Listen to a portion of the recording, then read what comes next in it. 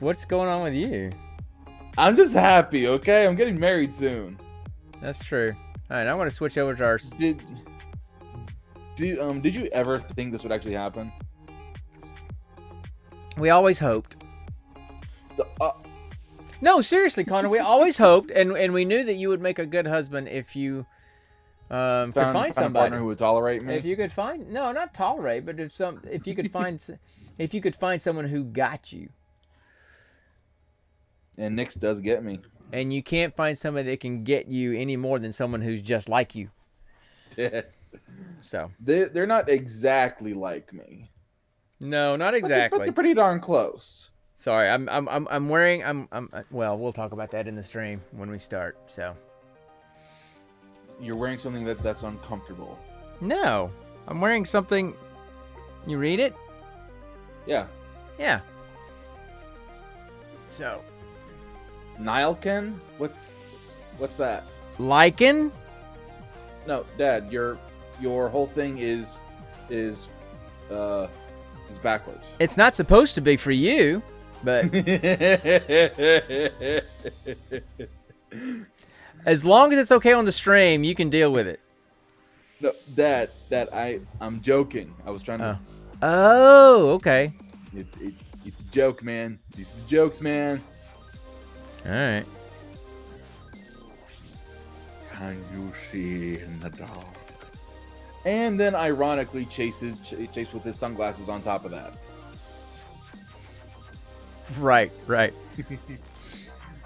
I still think we should have had some kind of jab at Juno in there, because the whole movie was her fault. Well, don't ruin it. We'll talk about it when we start. So nobody's in, Dad. No, I know nobody's. I know nobody's in here. But can you and I at least agree on that? Oh, absolutely. She was the true villain in the movie. Oh yeah. I always put on my hats crooked. It feels like they're on straight. When I look in the mirror, they're always crooked. So. That's because you've got a crooked head. I got all kinds of crooked going on. No, Dad, really. I know. The ridge of your head is actually a little bit off center. It actually is. I'm not even joking. Okay, it's fine. Whatever. No, not your neck. The ridge of your head. You know? I know that. I know. I'm just saying that if you smash your head on a boulder head first, you know. How many things times? Things are bound to be a little crooked. Well, twice is from what I'm told. I don't remember anything, honestly.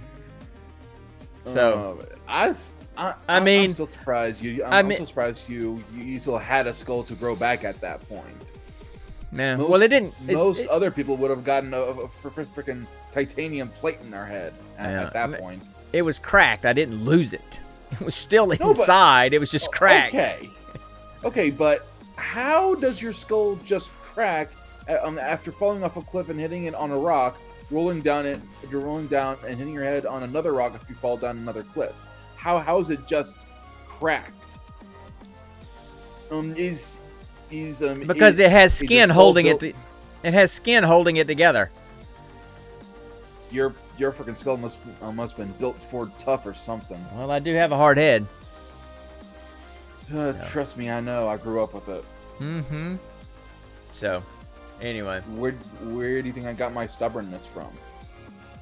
I don't know. Definitely you and Mom. I'm pleading the fifth on that one.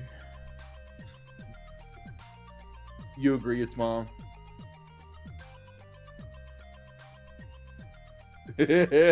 Mom is very resolute in her beliefs. As she should be. So, anyway. Well, I mean, nobody's going to come in here, I don't think. So, if they do, they usually are popped in already. So, I always shared all my stuff anyway. Yeah, I mean, I shared all my stuff too, so it is what it is. Let's just get started. Okay. Let's just do it. All right. Let's do it as she's neat. Ooh, I almost hit the wrong button again. Okay. Let me turn the music off. I'm now going radio silent. Good, until you hear the music. Yeah.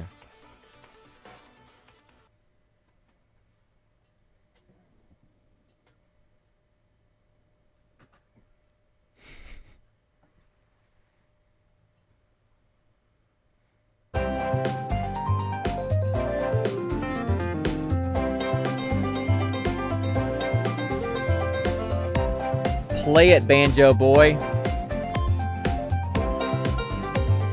That's a keyboard, not a flute or clarinet. It sounds like a flute. Okay? Even if it was a flute, why are you playing it like a clarinet? I don't know. Hey everybody, welcome to episode 83 of the June Pool Variety Hour. I am Sean, I'm the old guy of the group. I'm Dad in this ragtag bunch of people we got in here, and the guy on the other screen is... Hi, y'all. I don't know who that is. I don't know either. I just a voice just suddenly came out of me. Hi, y'all. Okay, so apparently it's you're Connor, aka the fun dude of the group. Apparently you're a Southern Belle today. So today the part of the Southern Belle will be played by Quillmeister. So anyway, thanks for hopping in. And I'm getting vapors, just getting the vapors. Thanks for coming in and listening to us hang out and chase chickens and, I don't know, do whatever we're going to do. And I'm sure we're going to talk about somebody's wedding for a while, a little bit again today. Range. And just kind of talk about some movies and some scary stuff and all that. So, yeah, so that's going what we're doing. So scary skeletons and shivers up your spines. Okay. I don't know what that is, but okay. A very, very famous TikTok song. Oh, well, I wouldn't know. Have you seen the new TikTok viral thing that's like the biscuit song or whatever? Nope. About buttered biscuits? It's like an old man and a keyboard and an old lady, and she's singing some kind of like lounge singer type song about buttered biscuits from KFC. And she sings it like in the middle of like an old person's department store. I mean, with microphone and everything. It is the bizarrest thing I've ever seen in my life. You need to check it out on TikTok. It's like the biscuit song or something like hashtag the biscuit song. I've seen something weirder. So, I'm sure you have. Two things yesterday that were very weird. And what was that? Okay, so at Dragon's Lair, where I go for my bi-weekly D&D game, Right. So as I'm setting up, I just ADHD move my head, just because I get those twitches with ADHD, you know what I mean? And you saw a chicken to chase, right? Sure. This wasn't a chicken as much as it was a boat that was quite literally one step down from yacht. What? Oh, a boat one step down from a yacht. Gotcha. Yes. Okay. This thing was like 3 times the size of Granddaddy's speedboat. Okay. Well, I mean, that would make it about 63 feet long. Yeah, it was that big. I don't know that a boat that long is small enough to go down the road. Maybe not 3 times, but it was still like a big boat. Size bigger. It was a big boat. But okay. It literally looked like it had 2 floors in it. Well, it probably did. It was probably a cabin cruiser kind of thing, but it still has to be low enough to go underneath the red lights and stuff. So, I mean, it's just when I saw that, I'm like, okay, why is that person dragging a boat in the middle of Ohio, at least 3 hours from Lake Erie? I don't know, but I mean, they may be transporting it to Lake Erie. Somebody may have bought it and they're moving it to Lake Erie, kind of thing. It's a random thing to see. I'm in a strip mall parking lot. Well, sure, but you're probably, if you're looking at a 63-foot boat, you're probably looking at like a Coast Guard cutter kind of thing, which would be anyway. So okay. So what was the other pretty dang big boat? So what was the other thing that you saw?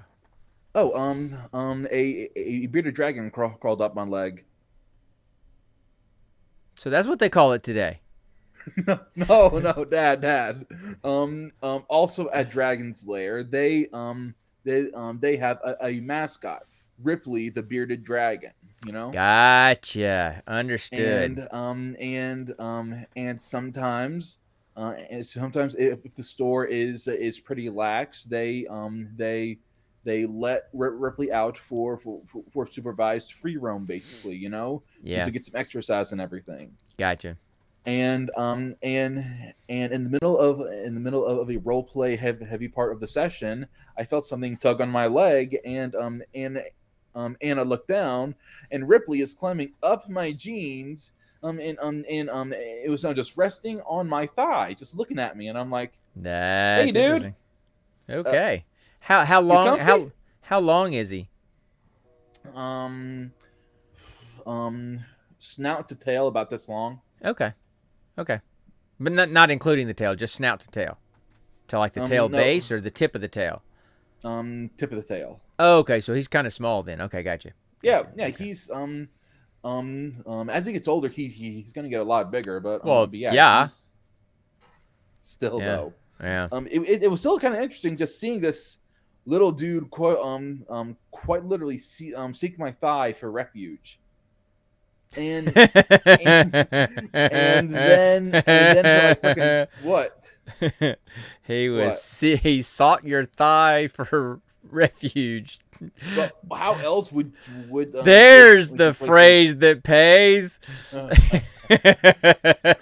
how else would you describe that? I don't know. But I don't know. It'd say he sought my thighs for refuge. I don't know that I would say that. Anyway, moving on. So yeah, that happened. Oh, also Anyway, speaking of D&D, yeah, um, in that that does Sunday group, that deserved a in that chicken. That deserved a chicken. in that Sunday group, I sadly had to lose two players, one Oh, of which um um was because of distance. He had recently started college, and then his college was like over an hour away. yeah. And he also had another campaign on that same day, pretty soon after Mm-hmm. her mine was done. So he just couldn't make that trip every time. Sure. Sure. So I'm returning his character as an NPC that's basically going to look after the campaign hub, where basically we all go to recharge and restock and stuff. Sure. Okay. Okay. And then I had to lose another player. I kicked him from the group as punishment because throughout the entire campaign so far, he had only been to like 2 or 3 sessions Mm, out of okay. like 7 or 8. And these are Saturday live sessions at Dragon's Lair. Some Sunday live every other Sunday, Okay. Gotcha. Gotcha. Okay. I gotcha. bi-weekly basically. Right. Right. Okay. All right. And so his character You know, got suddenly right, Mitch? what's I it? mean, you wouldn't think Connor would be the kind of guy that would lay down the band hammer on somebody, right? But Well, but apparently, he had missed 4 consecutive sessions, Dad. apparently, Connor's right up there with Bungie, man. Just lay the band hammer down.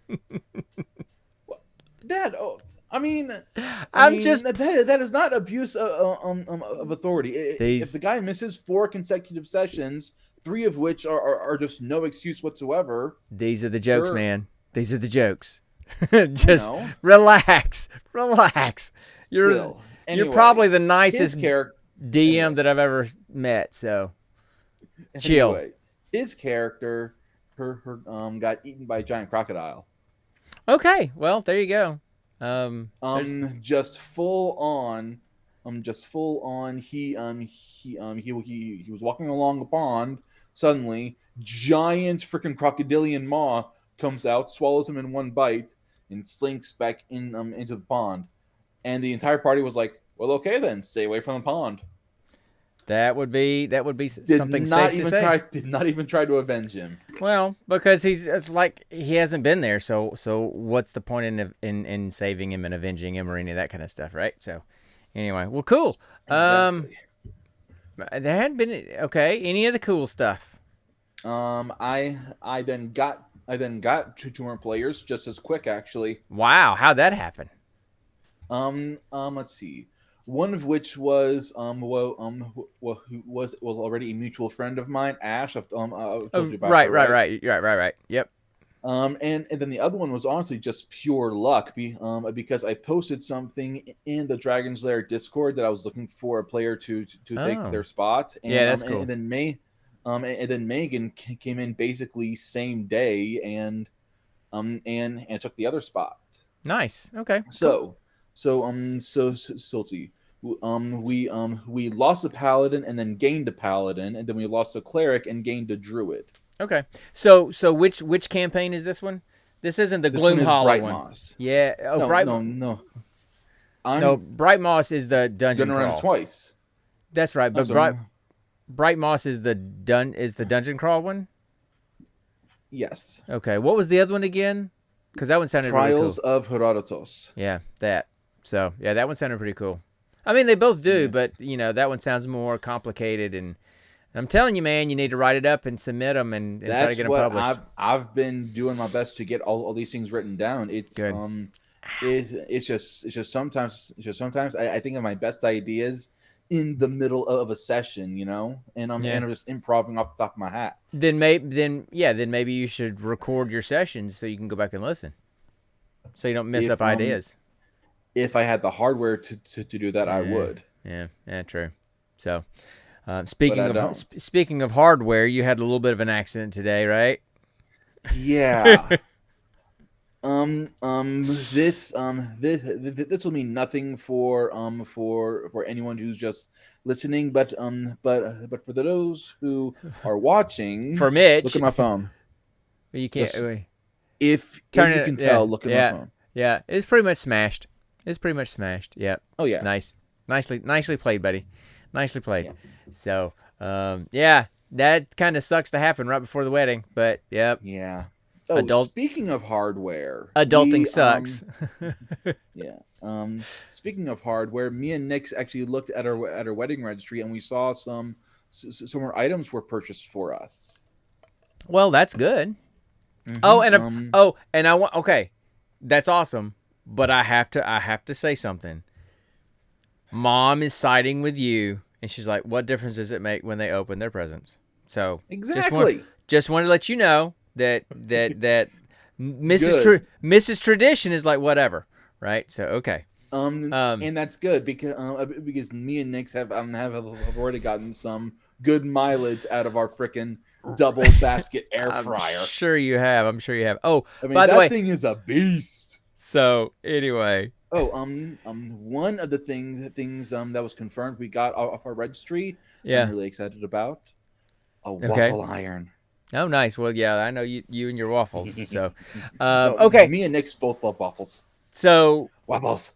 So before we jump into the other stuff, I wanted to mention some. I'm wearing. I can't get. I always get stuff backwards. So, Gucci Gucci. there. I got Lycan on. So I'm just wearing this. I know Dennis isn't in here, and we weren't able to get him on this year to promote his Kickstarter for his second edition of his comic. Hoops. Huh? Yeah, but he It's just just his who. schedules didn't work out for him. So, but anyway, Yeah. his Kickstarter for his second edition of his Lycan Solomon's Odyssey comic got fully funded, like 134%. So he met the stretch goal. Sweetness. So that's good to go. So hopefully, they've got the infrastructure down. Last year he was learning all the printing process stuff. I think they got that down. So hopefully they'll get a little bit quicker turnaround for it, because I think the book's done already. So now it just goes into the whole production thing. So maybe we'll get it by the first of the year. So anyway, so I thought that Nice. was kind of cool. So I wanted to wear his hat, just to say, hey, we recognize it, appreciate it, Dennis. Thanks for all that stuff, and we can't wait to read it. So anyway, other than that, I don't really have hardly anything to talk about. It's just been work. I am looking so forward to next week because it's just a 3-day week. Because Monday's a federal holiday, and then Friday I'm off because you get married the next day. So Yay. I only get 3 days next week. So I'm looking forward to that. Let's see. Anything new with me? I've gotten back into Borderlands 3. I've decided Mm-hmm. to start a totally new character. Okay, which I'm one? going with Zane. Yeah, I mean that's the first one I did, and then I did the mech lady. I What was her name? Mose. Mose, yes. Yeah, yeah, Um, I like the new thing they added with Zane. It's basically a shoulder-mounted cannon. yeah. Yeah, see, That I haven't played Borderlands 3 in so long that I'm sure they've added stuff that I haven't. So, anyway, but yeah, I mean, been doing I'm telling you, Destiny, Dad, you should play it with me. and maybe we do that on a Saturday. Maybe we just do that on Saturday mornings for a while instead of trying to, and we Find just a start game that we can get.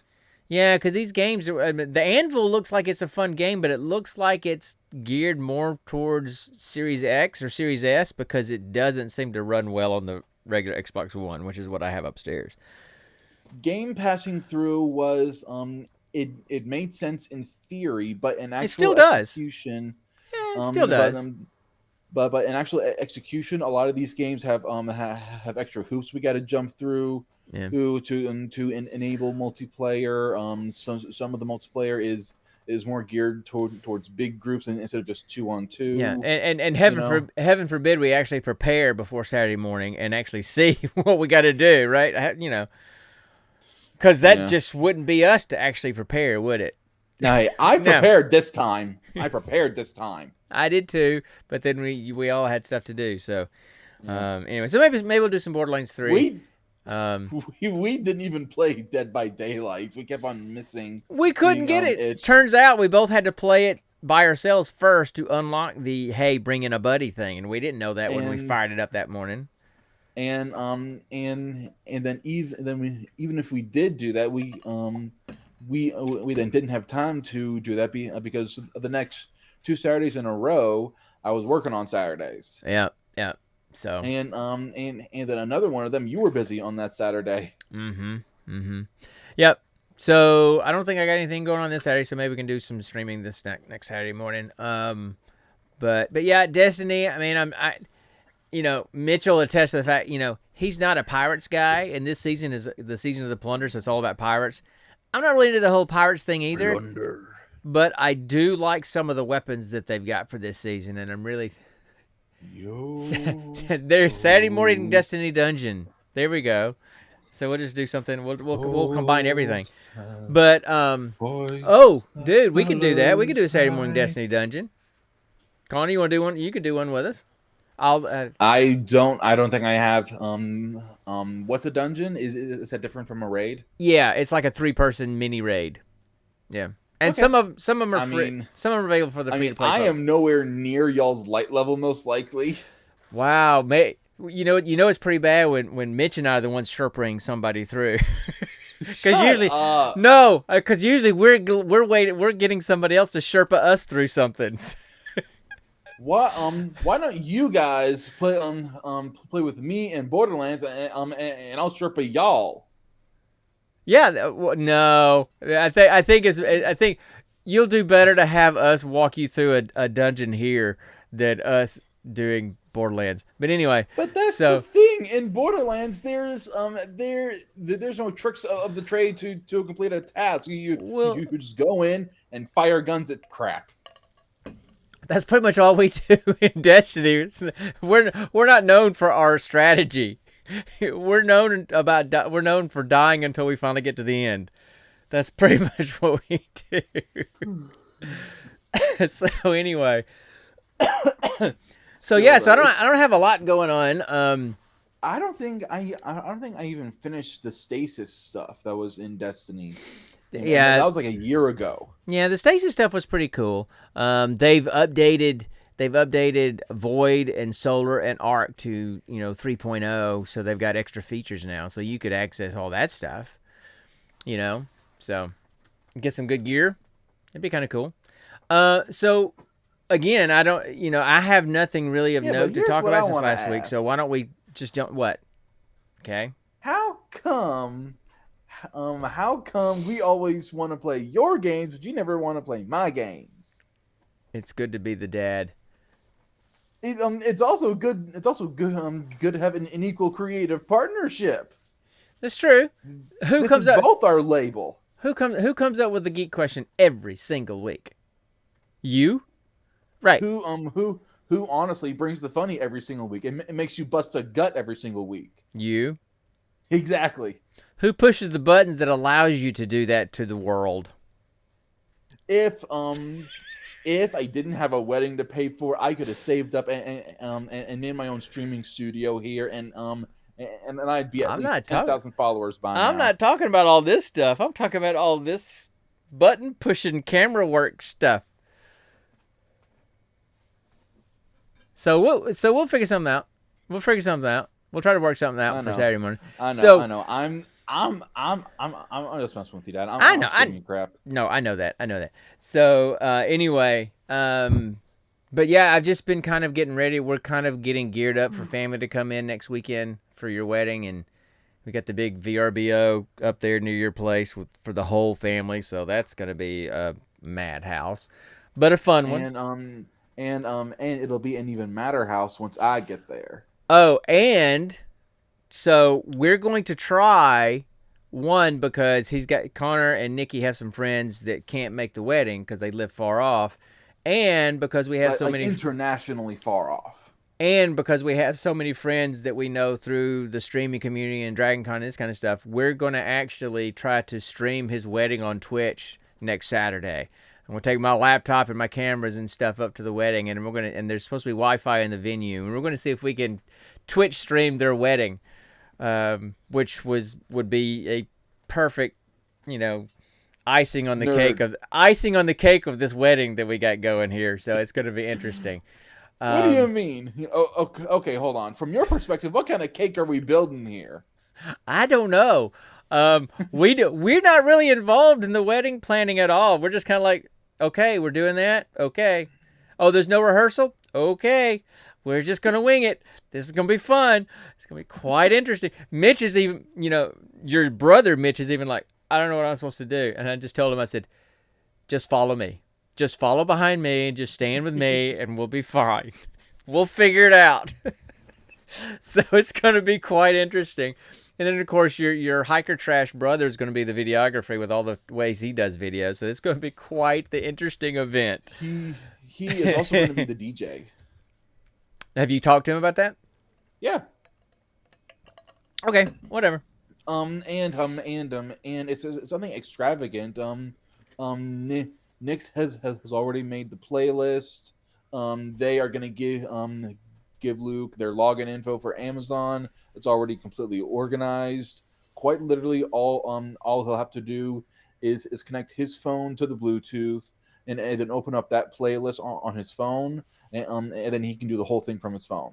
Whatever. Okay. Whatever. Yeah, nice and simple. Okay. So yeah. So we'll have more stuff to talk about next Monday night because it'll be literally less than a week before your wedding. It'll be 6 days from your wedding. Yeah. Now, of course, there won't be a podcast the next week because you'll be on your honeymoon. So I'm not getting anywhere near that. Yeah. Oh, no, yeah, stop, man. stop. Don't even start. No. No. But there is a song that would be appropriate for it. And what would that song? Based on the location, as you know where the location is. Yeah. Oh, moe. Oh, we moe. Oh, no, not that. I'm thinking, you and me, baby, ain't nothing but mammals, so let's do it like they do on the Discovery Channel. Okay. So Mitch, so just so you know, they've got a cabin for their honeymoon, about an hour from here that's part of it's on a nature preserve. And so their cabin that they have, one of the walls, and was it the entrance or the foyer, right? Basically one well played, Mitch. One of our walls in the cabin is shared with the indoor enclosure of the snow macaque monkeys. Right. So their cabin has a glass wall where they can watch the monkeys live while they're on their honeymoon. So so my question, there's a hot tub. So my question is, who's actually getting the floor show here? They are, let's be honest. Who's actually getting the floor show here? So, yeah, I'm telling you, buddy, this is This is just it's. This is the I don't want to be nowhere near this whole thing. So, yeah, we need to have a monkey. We need to have a monkey soundtrack over here. Okay. So, well, well, welcome to my son's mind. Anyway, you've had Okay. the past 26 years to get used to it, and yet I still surprise you. but there are some things you can just never get used to. Like what? Give me an example. Come on. Give me an example. We were just talking about it. Your brain. Yeah, but again, as a psychologist, you should know the human brain very well, and then also you should know your son's brain even better. But it's unethical to write case papers about your own children. Tell that to Beverly Hofstadter from Big Bang Theory. Right. Okay, let's jump into the geek question. How about it? No, it's less of a geek question. Well, and it's just still- more it's- of a general question. I get it, but we're just saying it's the geek question because that's what we do. Yeah. I want to ask you a bunch of questions, and I want to have them answered immediately. All right, so for everybody, for Mitch, we decided we're gonna do horror movies for the month of October, even though we're not huge. Neither one of us are big horror movie This fans. one was not that scary. This one was not that bad. But anyway, so Connor's geek question is more about being scared or something. So go ahead. What's the question? What is a combination of your worst fears, and why are they your worst fears? A combination of worst fears? Yes. I don't. For example, I have very deep fears of darkness, Mm-hmm. open water. Okay. Not talking lake open water. I'm not talking like ocean open water with like no land in sight. Yeah. And then also a fear of abandonment. Okay. So a combination of those fears would be if me and Nix were on a life raft in the middle of the Pacific Ocean. At night, some kind of rescue boat comes by, but only tells me only tells us there's room for one person on that boat, and then Nix without a second thought just gets on, and then they leave me in that life raft alone in the middle of the night in churning open ocean water. Okay. Well, now I'm depressed. Yeah. Jeez Louise, dude. I know. So I've always been afraid of the dark. I don't know why, but it's something that I've always had. Yeah.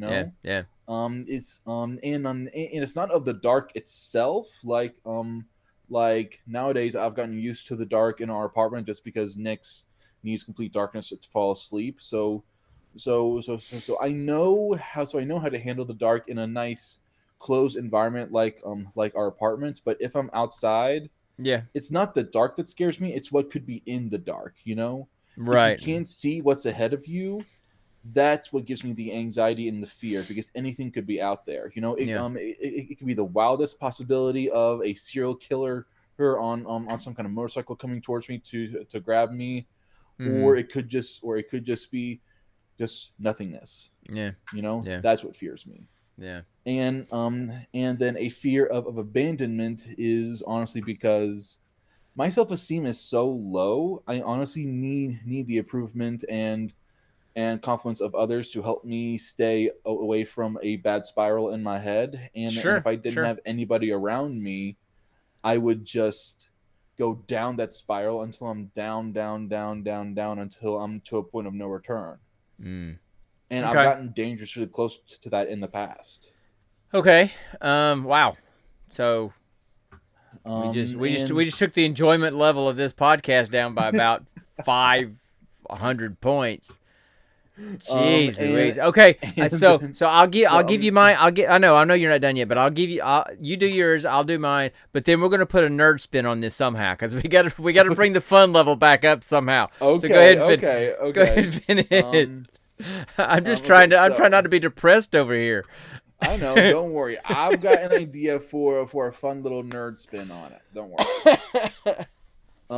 And then finally, I'm afraid of open ocean water because if you're out in just open ocean, there is no way to tell where you are unless you're somehow an expert navigator and actually know how to navigate by the stars alone. And even then, you wouldn't have actual latitudinal and longitudinal coordinates Well, to help navigate you back. if you played Season of Plunder in Destiny, you could pretend to be a pirate, and then you could navigate by the stars. Shut up. Anyway, and then also, it's the fact that barely 5% of our oceans have been fully explored. There is still much we have not seen down there, and just the unknown of that gives me horrible anxiety because there Right. have been hundreds of movies out there of freaking giant sea monsters just coming up with open maws big enough to swallow your whole ship. Mm-hmm. Oh, I And know. that could very possibly happen. I know. So, Now it's your turn. okay. I've So, laid my soul out. well, all right. Don't skimp on me. So here's the thing. So I don't like deep water. I don't like like ocean. But not because just you can't navigate or anything, but just straight up Jaws. I mean, that movie at that age, watching it in the theater at my age from the front, it just traumatized me, man. To this day, I mean, it's still, So the idea of being in the ocean like that, just floating around and just, yes, you can't navigate, but you have no idea what's going on underneath you either. And Exactly. it could literally be 2 miles straight down of water. There's that. But then also, after watching this movie that we talked about, or that we're talking about tonight, that the idea of being in a cave and being trapped in a cave, pitch black, no light, and just like claustrophobic, trapped with a collapsed cave kind of thing, or collapsed passage, freaks me slap out. Yeah. And so I kind of think about probably one of the things that comes close to it is the movie 13 Lives that just came out recently. And it was about those 13 kids, 12 boys and their coach in Thailand, I think. They got trapped by flooding in a cave, like 2 miles deep inside the cave, and they had to somehow get them out and swim them out. And so there was a lot of tight spaces that they had to swim through. I mean, it would take the divers like 3 hours just to get to them underwater through the caves, and then having to bring them out. And do you know how they brought them out? How? They literally knocked them out cold, sedated them out unconscious with ketamine, and put snorkel masks on them so that they would be out cold and would be just like a piece of luggage so they could carry them through the water. And they carried extra ketamine with them, and they would stop periodically and redose them in the middle of their passage coming back. In the middle of the water? In the middle of the water. Yes. It's Underwater. Yes. It was the most, and it's a true story. It absolutely happened. So that gets close, but that's not deep in the bottom of the ocean. Say that I was, scuba diving, and I was really far down and got in a cave and got trapped, and it's pitch black, and I'm underwater and I'm trapped. That's, I guess, would combine all of them. Yeah. But yes, I guess that's how I would do it. If I was going to combine those kind of things, I can't think of anything else that really. It's not like, oh, I have a fear of clowns, so I went scuba diving with it, the clown from it. No, there's nothing like that. But so I don't know. So that would be super scary. Ooh, Dad. Yeah. Question. Oh no. What if you scuba dived, got caught in what you thought was a cave, but instead it was actually A shark's a mouth. sunken a sunken circus ship, and there were floating decayed bodies of clowns around you. That's interesting. That's interesting. So something like that. I think. Oh, dude, don't. I hope we never rolled that movie. I hope we never rolled that movie. There are several movies. No. I feel like you and I should both have 3 vetoes each to just say no to a movie and move on to another one. You know? Well, yeah, I mean, we can do that. We can do that. But yeah, 47 meters down. I know enough about what that's about. That's like, I don't want to see that one. I hope we never roll that one. But I've actually seen that movie, and yes, it is freaking terrifying. No. Let's just combine all my fears in one place. Let's just do that. So, all right. So let's put a nerd spin on this. Let's put a nerd spin on it. Favorite Halloween themed movie? Favorite Halloween themed movie as a kid. Man, I didn't watch too many or horror like themed, a young adult. Horror themed, or just Halloween as in the holiday, or horror. Yeah, right. Halloween, easy, right? Nailed it. No. Halloween as in the movie takes place on Halloween or around Halloween or about Halloween. Okay. Halloween. I mean, it's pretty much the standard, you know? It's named Well, it's a horror movie. It's on Halloween. It's named Halloween. I mean, you pretty much nailed every part of the Halloween with that question. Now, yeah, no, but I said, what's your favorite? I didn't know Halloween was your favorite. Well, dude, no Halloween movies are my favorites, so that's kind of hard to answer. And I don't know, because I don't see enough scary type movies to know how many movies are out there that were set on or around Halloween. So you'll have to, Mitch would know absolutely, I'm sure. So, it's getting hot in here. Okay, so moving on. Don't take it. No, please don't. Please don't. Anyway, for me, my favorite Halloween movie growing up was called Scary Godmother. I don't know that I ever heard of that one. I'm sure Mitch has.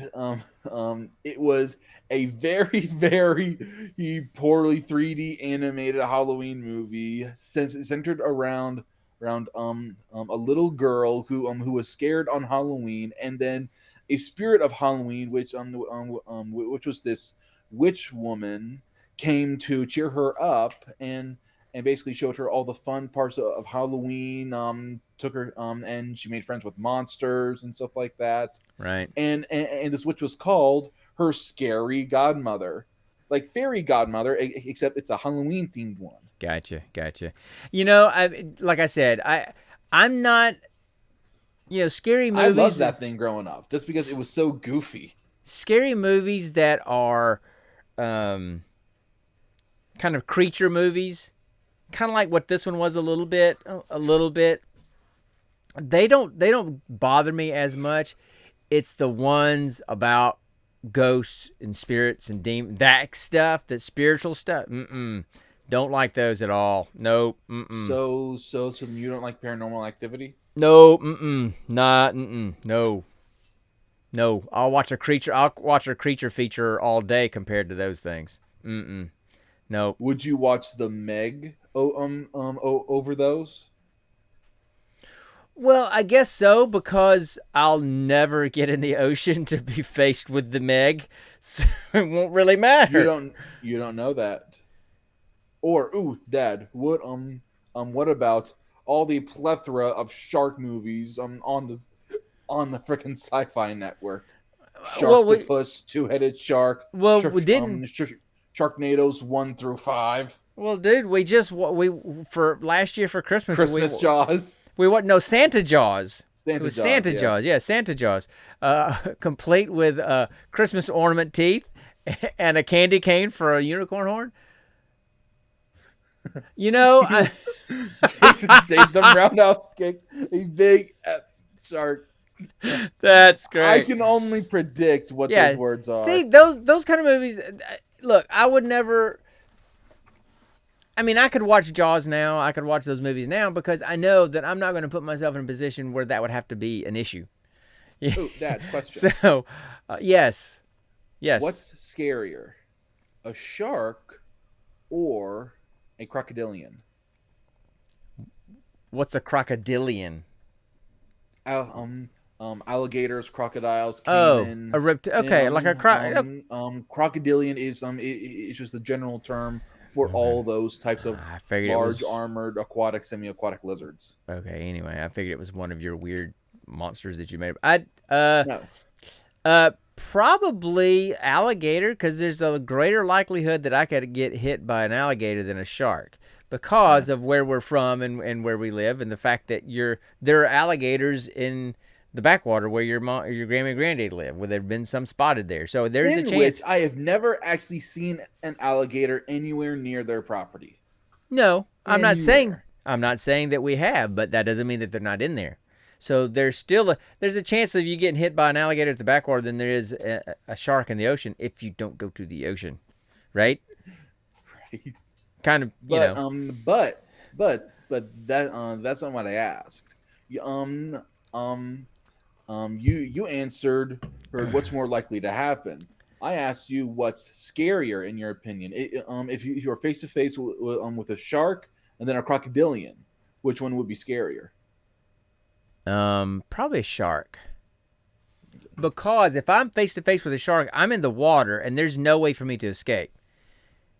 If there's an alligator and I'm on the shore and there's an alligator and I can see it coming up, I can at least move and there's a chance that I can get away because I can run further away from the water. The thing is, though, with sharks, Exactly, because you're in like Mitch said, shark, because you're in their element. Absolutely. Yep. Now, even though with sharks, even if you are in their element and they are swimming towards you, there is still not a high likelihood of them actually attacking you. There have been care. many proven methods of deterring a shark if it's coming at you. Yeah, one of them is not okay. One of them is not splashing like an idiot. But then when you're like me and you'll freak out and start screaming like a little girl, you're gonna splash like an idiot, and he's gonna come eat you. Because they're like, ooh, he's drawing me. Hey, he wants to be eaten. He's making plenty of noise so I can find him. That's exactly what's going to happen. Because I'm not going to sit there and punch him in the nose. I'm not going to sit there and calmly go, okay, I'm just going to sit here and let him swim by. It's kind of like in this. A 1% chance is a 100% too So it's like in the movie. There was a scene in this movie that I'm just going, how did she do what she just did? I don't know how she did it. We'll talk about it in a minute when we get to the movie. But that would be the same kind of thing. And if I was in the water with a shark, no, there would be no calmly just sitting there waiting for it to swim by. I'd be screaming like a girl and splashing and it's like, yes, I'm a seal. Come eat me. That's exactly what I'd look like. So, that's the thing, though. I've seen it happen. If you're able to push against a shark's nose, and they will just leave you alone. Sure, that's been proven. If I'm in open water and there's a shark coming at me, I'm not going to sit there and calmly just wait for it to get to me so I can gently caress its nose so it'll go away. It's like, dude, that's like rolling a 1 on the die. You know, you just gently caressed it. I mean, and it made it uncomfortable. If anything, that's a nat 20 animal handling check. You just sit there, let it come to you, and then you just push it away. If anything, that's a nat 20 animal handling. Oh my goodness, yeah, that's not going to happen. That's not going to happen. We're going to move quite away from the shark thing. So, let's talk about this movie. This, I mean, you know, we're not horror movie aficionados, and it wasn't. We've had a couple of horror movies that we watch periodically, and they haven't been that scary. We haven't gone into the deep dark recesses. We haven't added Shudder to our list of movie services that we use, so we haven't done deep dives, but it wasn't too bad. Best horror movie we've seen so far is definitely Train to Busan. Yeah, that wasn't really. I didn't even see that as a horror movie. That was more just a zombie action flick. I didn't see that as a horror movie to me. It was a tense action thriller that happened to be about zombies. It wasn't something that you were scared because I didn't see that as a horror movie You at all. were tense in some of those scenes, remember the scene when they were crawling above in the baggage rack. Oh yeah, I mean, no, I get that there was tense scenes, but there's tense scenes in any kind of action movie. But it wasn't it wasn't a scare thing. It wasn't, so I didn't find Train to Busan as like a horror movie, even though it was zombies, so it's easy to put it in that category. The Shining. That's the category it was in. Scary, even though it's not Stephen King hates it, but The Shining, Halloween, those kind of things. There's, Friday the 13th, all those kind of things. That's scary stuff. That's horror movie stuff. At least for me. But Train to Busan was not. So let's go in and hit the next installment of Roll for Credits. Freaking hot. All right.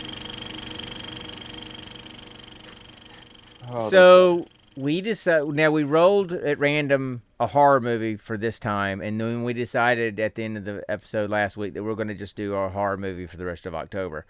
So this is the first one that we rolled, and it's from 2005. It's a movie called The Descent. It stars 6 women. I don't know who they are. Shauna McDonald plays Sarah. Natalie Mendoza plays Juno. Alex Reed plays Beth. Saskia Mulder, must be Fox's sister. That's a name. Plays Rebecca. Okay, hold on. Saskia, that is either Russian or Japanese. Then you throw Mulder in there, or Pokemon. I've only ever heard. No. Don't you go there. Saskia is not a Pokemon. Okay, Mayanna Buring as Sam and Nora Jane Noon as Holly. So this the story or the little tagline is: a caving expedition goes horribly wrong as the explorers become trapped and ultimately pursued by a strange breed of predators. So this movie is about these 6 women that go on a cave expedition together. We'll get into a little bit about why they do that in a minute. And then they're going through, they get trapped, and as they're trying to find their way out, they don't have a map because one of them tricked the other ones and thought it was a well-traveled cave. It turns out that she picked a cave that nobody had explored before, didn't have a name, and they were going to try to explore it together. So they didn't have a map or any way out, so they're trying to find their way out. The way they came in gets blocked by a cave collapse, and then as they're making their way through, things start happening. They start seeing things, and those things are hungry. So that and then it's literal mole people. And then the whole movie is them trying to get out and them getting picked off one by one, like your typical kind of horror movie, and then that kind of thing. So that's the general story. Until one survives. That's the general gist of it. But the beginning. Of which, yeah, go ahead. Just real quick, Dad. Yeah. The ending. How confusing was that ending? It wasn't. Sorry, my shirt's jacked up. I didn't find it confusing. I found it just they're trying to create a cliffhanger because there is a sequel, The Descent 2. So they try to create a cliffhanger, and I just don't know that they did a great job of it, but or that shock thing at the end. But so the story basically starts with 3 of them: Sarah, Juno, and Beth. Right? Oh, the sequel's bad. Okay. So it starts with Sarah and Juno and Beth, and they're whitewater rafting, and they get down to their base, to where they're stopping. Where they get down to where they're getting out, and Sarah's husband and daughter are there, and they're helping him get out. And as they're getting out, Sarah knocked Juno in the water playing, and so the husband, Paul, pulls her out, and he's helping her get out. And you see some lingering eye contact between Paul and Juno, which is always a telltale sign that, okay, they've been hooking up. You know, and Juno and Beth make some eye contact, which lets you know, oh, Beth knows it's been going on. So the only one that doesn't know what's going on is the wife, Sarah. Yeah. So that happens. And then they go their separate ways. They're driving home, and Sarah and Paul and their daughter's in the back seat. They're driving home, and he's, of course, very distant because he's thinking about Juno, probably. Sarah starts talking to him, and he says, no, I'm fine. But as he's talking to her, he turns his head and looks at her, and then they hit a truck head on, and the truck has metal poles in it, and they come shooting through the windshield, and that's the first thing where the pole goes through the guy's skull all the way through the back of his head and also kills the daughter. So one pole goes in the husband's head, one pole goes in Final Destination, and one goes in the daughter's head, kills them both. She wakes up in the hospital, yada yada yada, and so of course she's broken apart, she's done, she's crying and all this kind of stuff. Beth is there to comfort her in the hospital. Then you fast forward a year later, and that's when the movie really takes place. Juno has found a place for them to go get together and have a girls' excursion, and they're going to go cave diving and this kind of stuff. And so it's the three of them, plus they brought on three other women. One is Sam, Rebecca, and Molly. Rebecca and Sam are sisters, and then is that Molly or Holly? Holly is kind of like Juno. Holly's kind of like Juno's protege. So she's like, okay, she's into all this kind of stuff. So they decide that they're going to go do this thing, and it was Juno's idea to try to help Sarah get back on track because she's just been in grief for a year. And she's most likely also felt guilty because of the whole affair thing. So there's a lot of guilt going on, and so there's all that, and so that's the story. And they spend the night in the cabin, and supposedly they're in the Appalachian Mountains. So they've traveled, and clearly they're from Scotland. So everybody but Juno has a Scottish accent. And so they travel over to the Appalachian Mountains, and they're going to do this. And supposedly they're going to go to Bourbon or some kind of cave system. Borman. And it's supposed to be like a well-traveled, it's got guardrails and this kind of stuff. But they end up going to some cave that Juno has discovered that has no name and has never been traveled or explored. And she decides, hey, we're going to do this together and name it ourselves, and it's going to be our girls thing. So that's how it starts. And then they start going through. They have to, and the first thing that freaked me out was when they had to go through that tiny tunnel one at a time. Yep. And they're literally having to barely squeeze through this tunnel. And it's like, how can you go in a cave not knowing where it's going to lead and be willing to climb that in a space that small? But they do. To be fair, they everybody except Juno and Molly thought they were in a well-traveled cavern in Juno was the only one that knew that. Juno was the only.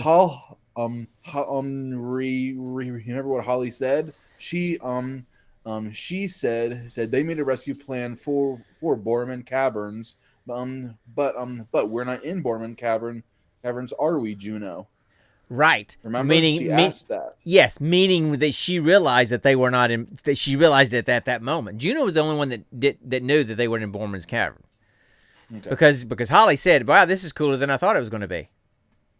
See? But which reminds me, for example, this is a true story because I watched the video about it. There's a place in Utah, I forgot where, somewhere Utah, Nevada, somewhere over there, and there's like some kind of cave system there. And there's a man and his brother, and they just had to go in this cave, and this guy went the wrong direction, head first, and wedged himself down in there. It got smaller and smaller, and he wedged himself down in there, and they spent 3 days trying to get him out, and they couldn't. and he died right there, and that's now his grave. And there's a grave marker outside this cave because he crawled in and got stuck in one of those little tight holes like in this movie and couldn't get out and just stayed there till he died. And that became his burial ground. And there's a marker with his headstone and everything. Why tell me that? Just what I'm saying. That's why when I'm watching this, it's freaking me out because I know that stuff happens. So they do that, and then Sarah's the last one coming through, and she starts to panic because she's still got a lot of anxiety from her husband and daughter dying. She starts to panic. And she kind of gets stuck a little bit. She does get stuck a little bit. So Beth crawls back down and tries to help her get out, but then the cave starts to collapse. So they barely get out. They lose one of their rope bags. And then it becomes, okay, we can't go back the way we came. Now we realize we're in this place that we don't know where we're at. And they're trying to find their way through. And then Sarah starts to hear, she starts to hear her daughter laughing because she's still grieving. But then she starts to hear other things and she starts to see things. They think she's like, okay, she's anxious, she's panicking, she's seeing things. She's like, no, I freaking saw something. And you see it too when she shines her light. Oh, yeah. So and that freaks me the frack out. Yeah. And then and why were those things clicking like the freaking Predator? It's echolocation. They were completely blind. They're like bats. Oh, there is something I want to say about freaking echolocation later.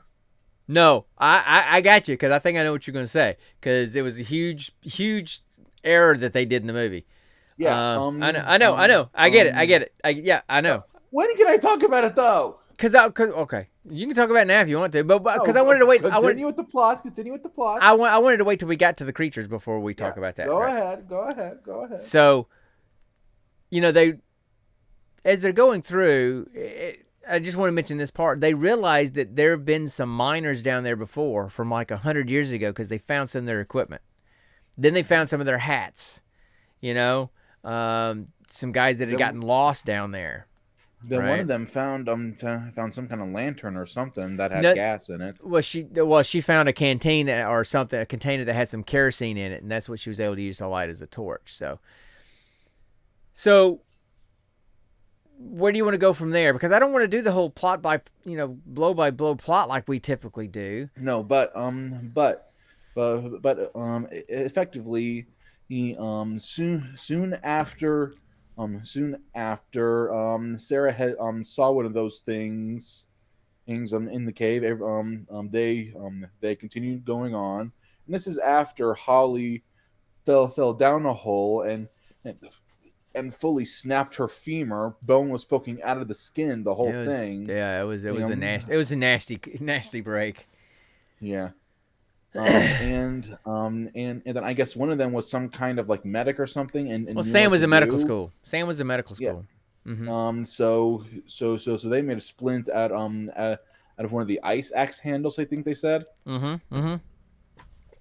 Yeah. And so they were helping her up and get around and everything, just trying to find a way out. Mm-hmm. And this whole time, Juno is using a lighter to try and track drafts. Right. Which actually, that is not accurate. Want to know why? Why?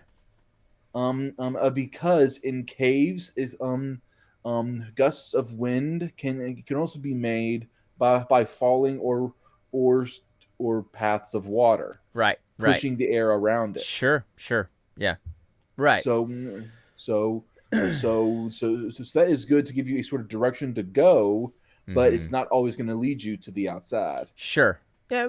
Right. Absolutely.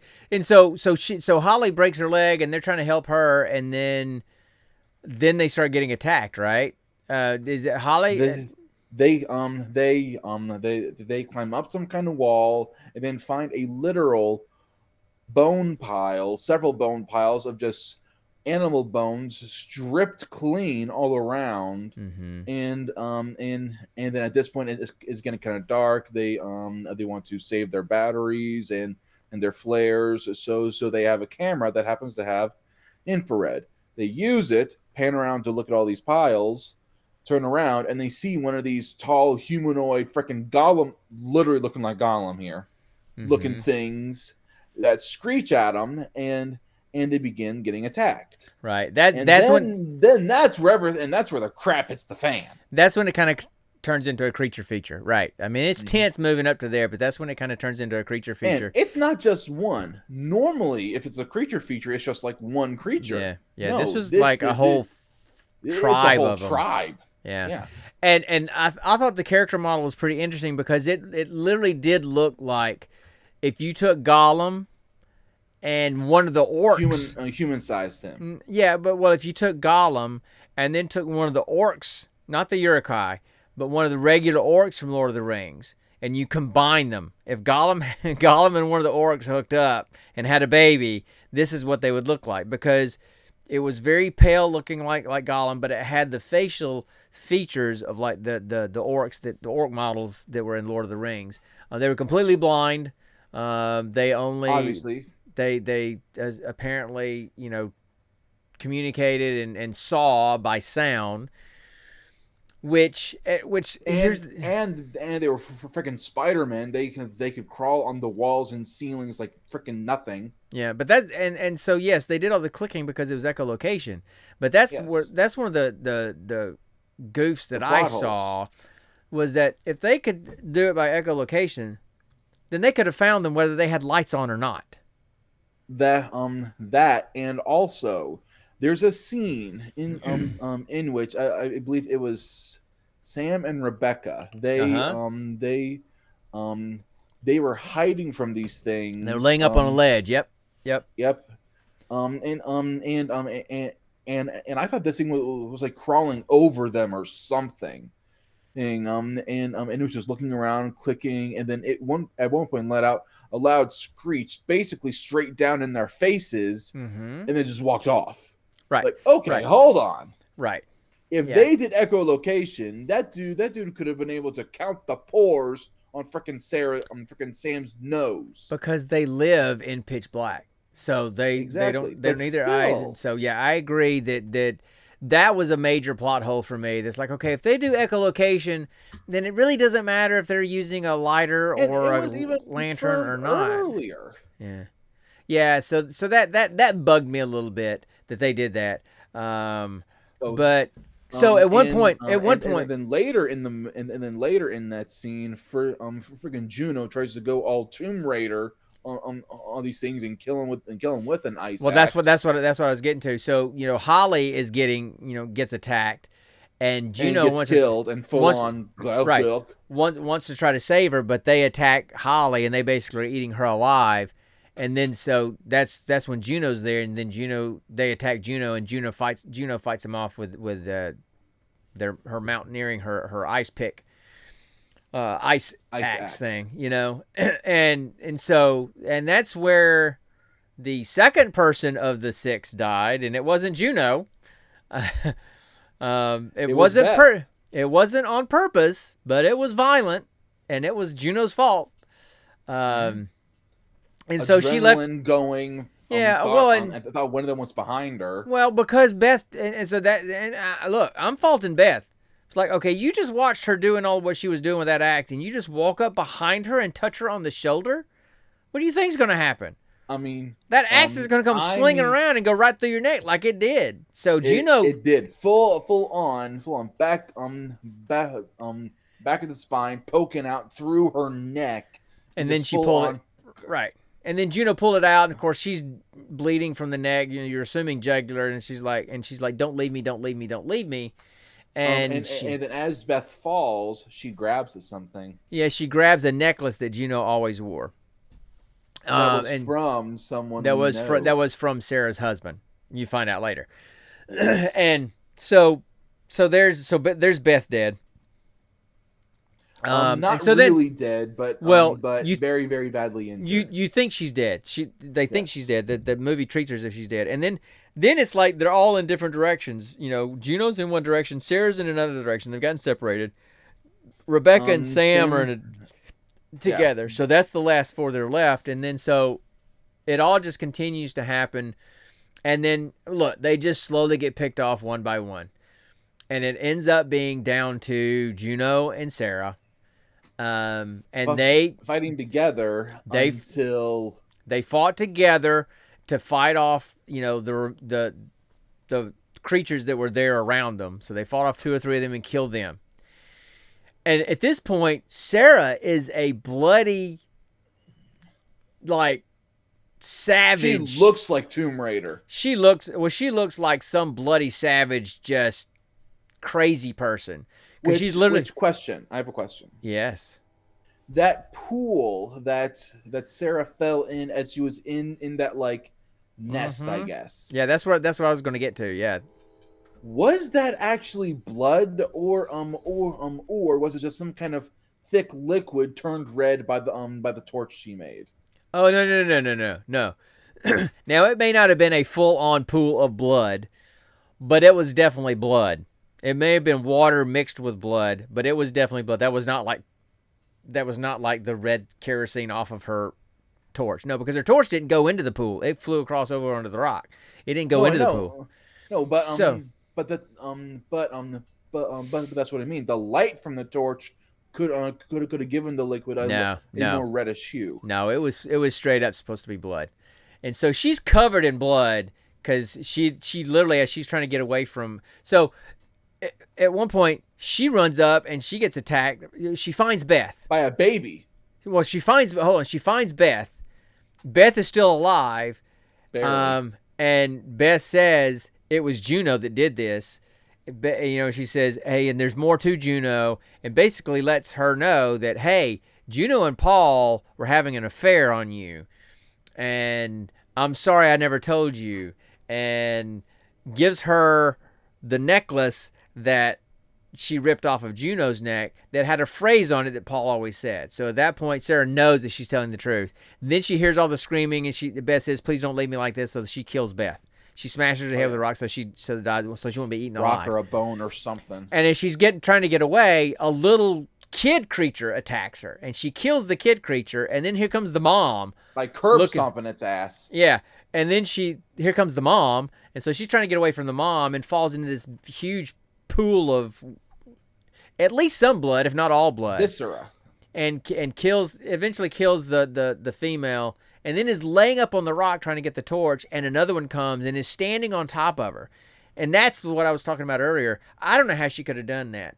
That thing is literally standing with a foot on her head, just standing over her, or a hand or whatever, right on top of her, and she's just not moving. Slobbering some kind of substance on her. One, how could she be still and not be shaking and trembling uncontrollably? Two, how could he not feel that and hear her or feel her heartbeat?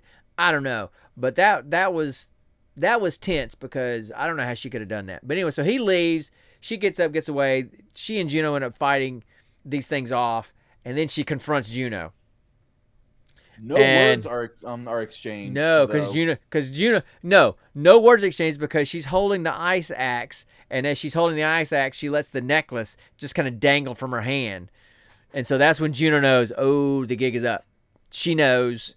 And she's talked to Beth. Beth wasn't dead, so she knows everything. And she's kind of like, no, don't be done. And you think she's about to kill Juno, but she does something even worse. She does in a way. No, she does something even worse.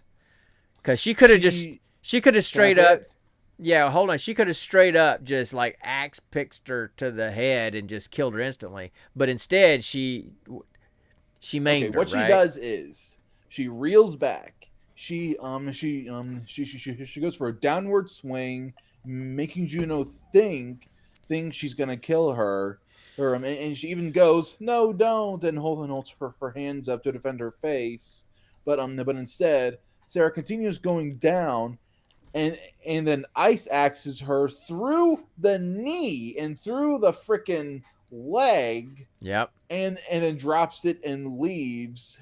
Yep. Leaves her and leaves freaking Juno to then hobble around and try to kill these things coming after her. Well, of which we then see dozens of them are coming towards her. Right. So you can hear them, and then when you can hear them screeching, and so that's when Sarah leaves to head off to the exit that she's found light and she's headed that way. And then Juno is trying to fight them off on one leg, knowing that's not going to happen. So she did worse than kill her. You know, she wanted her to be in pain. She wanted her to suffer. And that was the best way to make her suffer for what she Yeah. did, was maim her so she can't get away and let them just eat her alive. Yep. Which was, man, that was some cold stuff right there. So, Cold at man. so she gets away. She runs. She crawls through the ground. She finds this little hole, crawls through the ground. She runs to the car, gets away. She's pulled off on the side of the road crying. And then a truck comes by and honks the horn. And as she looks back up, there's Juno's like dead body, zombified looking body sitting. Before that, something else happens. Okay, what happened? She rolls down the window and begins to spit up this globs of thick whitish stuff that looks a No. lot like the kind Connor, of stuff. no. Yes, No. no. I No, get it what you're wasn't saying. vomit. Yes, it wasn't was. vomit. Yes, it was. It was not her turning into one of them. No, it was her just throwing up. So, because when you throw up, when you fake throw up in the movie, there's only so much liquid you can hold in your mouth. Because when you throw up, it's coming from your entire stomach, right? Mm-hmm. When you're fake throwing up, there's only so much you can hold in your mouth. So it's not going to look like full on puke unless they do it from a camera angle where they spew it out through something on the side of your head, right? So no, it wasn't that she was turning into something. It was just that was just the best they did with vomit. But then she gets up and she looks, and then there's the zombified looking Juno sitting in the car with her. Now, And I she don't think that she screams. was. Yeah, and I don't think that. And then the movie ends, and I don't think that was really. That was just basically PTSD. Yeah, kind of. So listen, so that's pretty much blow by blow what happened in the movie. Hey, look, it came out in 2005. You hadn't seen it yet. You probably weren't going to unless you're like us and randomly rode movies to see. So, And if you're also like us, some people might think you're insane. well, so Looking at you, Phil. So anyway, listen, it was not bad. I mean, the acting was good. I thought. I thought I wouldn't that. watch it again, but No. but I don't regret watching it. But I mean, wouldn't typically watch these kind of movies again anyway because they're not my favorite kind of movie.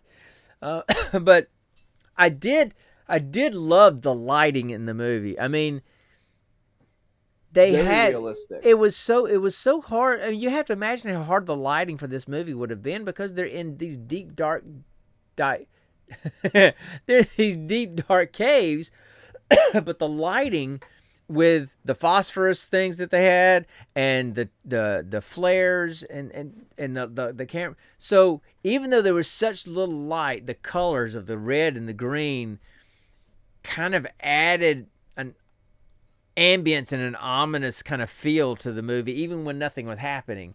And so I really enjoyed that part. I'm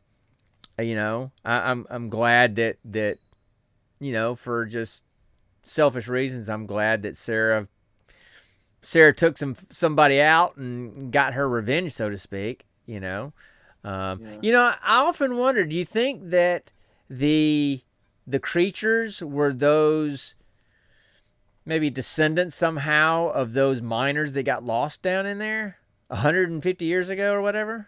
I don't think so. Mainly, I think it would have taken longer for them to I don't turn into what they were.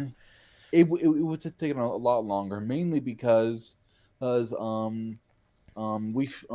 found those mining stuff and everything in the nest. Yeah, that's true. So they were just victims. That's true. Yeah. So I think those things were actually descendants of the cave people that drew all that stuff on the wall we saw earlier in the movie. Yeah, you're probably That's right. probably what they were. That's much more accurate. I would say so too. So, but look, it wasn't bad. I mean, I know that there are some great horror movies out there with some great acting. I've seen some with some really terrible acting. And because they're not my favorite movies, I haven't got a big enough repertoire, or catalog of horror movies that I've seen to really judge. But and in the grand scheme of things, I've seen movies that were much scarier than this one. There's a few jump scares in here that literally made me jump, but it was just because it was sudden type stuff. So yeah, I agree with you. I wouldn't watch it again, but I generally, there's certain kinds of movies that I won't typically watch again anyway.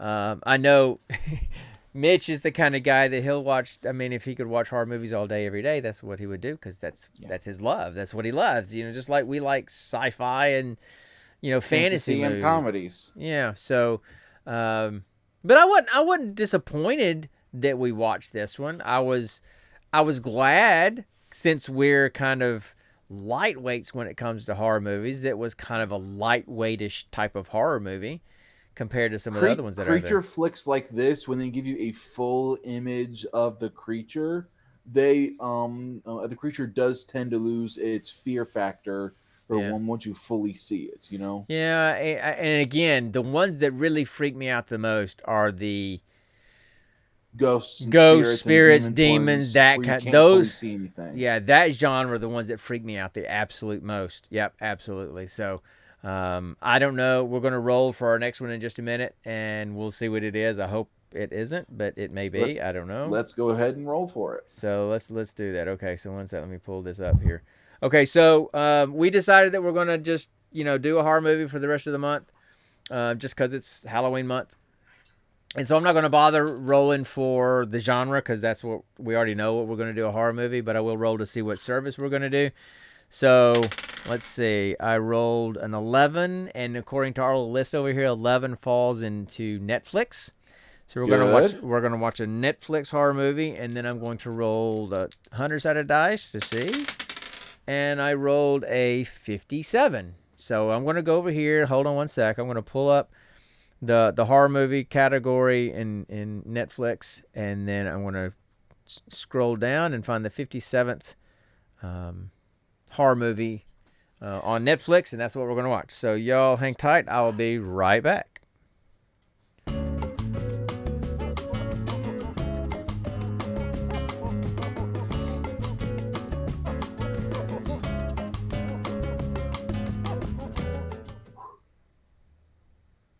Still counting. Hold on.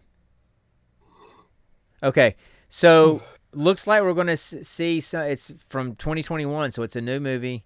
Looks like it's a Netflix original, and sometimes there's a few Netflix originals that are pretty good out there. Most of them are just kind of eh. But it's a 2021 movie called Things Heard and Seen. Okay. It stars Amanda Seyfried, which I recognize her name, and I've seen her in some stuff, but I couldn't tell you what it is. James Norton, again, the name sounds familiar, but I don't know who it is.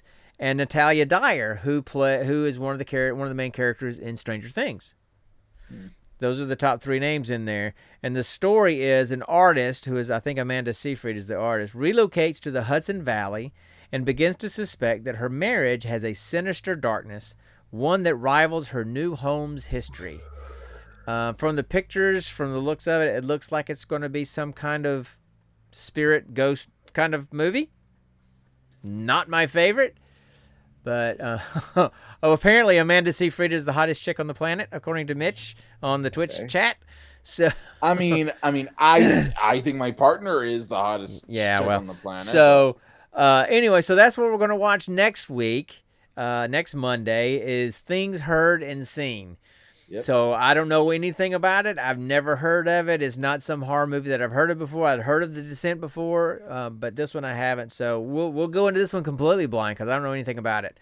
Yeah. And we'll watch another horror movie. And this one I think is going to be about ghosts. So yay. So and then hopefully Nick will watch it with me, just so I'll have someone to kind of help tone it down with me with. Yeah, maybe. So anyway, well, we've run long, so we're going to get out of here. Hey, Mitch, buddy, thanks for popping in the chat. And hey, Phil, notice the hat. So hey, Phil. Hey, Phil. Yeah, we were watching Descent. That's what we talked about. So people going through caves and other people eating people and all kinds of stuff. So anyway, so it wasn't bad. We're not huge horror films. But yeah, so we talked about it, and we talked about some other stuff, so no big deal. But yeah, so we will talk to you guys later. We'll be back next Monday night, 7 o'clock, doing another movie, doing some more nerd stuff. We'll probably be on Saturday morning doing some game streaming. I don't know what we're going to do yet, but we'll do some game streaming Saturday morning. Maybe Destiny, maybe Borderlands 2. Next Monday will be a special episode. Next Monday will be a special episode because it will be the last podcast episode with Connor as a single man. Yes. because the Saturday after our next podcast, he will be getting married, and then he will be completely off my books because he will no longer be my child. He will be his own married man kind of guy. Yep. So, I can't wait for you to walk me down the aisle, Dad. oh yeah, I'm so gonna walk you down the aisle. Yep, that's it. Oh, and Phil, we're planning on Twitch streaming his wedding next Saturday, so we're gonna put that up on the Twitch and try to stream it. So anyway, so y'all have a great night. Thanks everybody thanks for folks that popped in. Catch us on all the podcatchers. Leave us a review or whatever, or just hang out with us next week, and we'll talk to y'all then. So y'all have a great night, and always remember. Everything is content. Always remember. Oh, sorry. I was reading what Phil said. Stay nerdy, my friends. There I you was go. reading what Phil said. Nice way to end. Of course you are. Everything is content. That's what he said. Everything is content. That's right. Smooth ending, Connor. Smooth ending. I was distracted reading Phil's chaotic ass, okay?